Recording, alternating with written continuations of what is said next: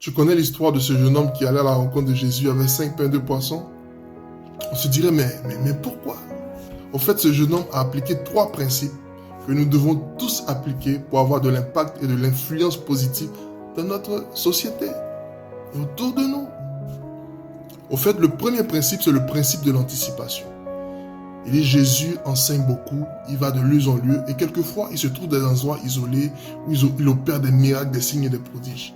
Mais il y a quelque chose de naturel qu'on appelle la faim qui nous trouve toujours à un certain carrefour. Il dit si dans cet endroit il n'y a pas où acheter de la nourriture, je viens avec mon colis. Il a anticipé. Le deuxième principe, c'est le principe de la générosité.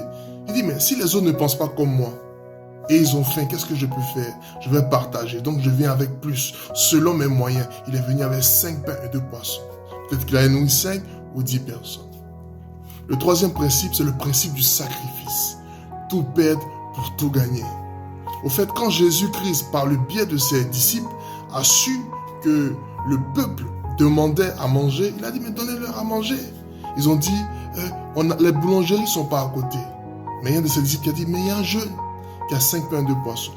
Ils sont allés vers le jeune a tout donné. Et Jésus a pris ce pain, il a rendu grâce à Dieu. Et ça a été multiplié, ils ont pu nourrir 10 000 personnes. Parce qu'il y avait, la Bible dit, c'était 5 000 hommes, sans compter les familles, les enfants. Et nous savons que dans les réunions de prière, il y a plus de femmes que d'hommes. Ce jeune homme voulait impacter positivement 10 personnes. Et avec Jésus, il a impacté 10 000 personnes. C'est de toi qu'il s'agit.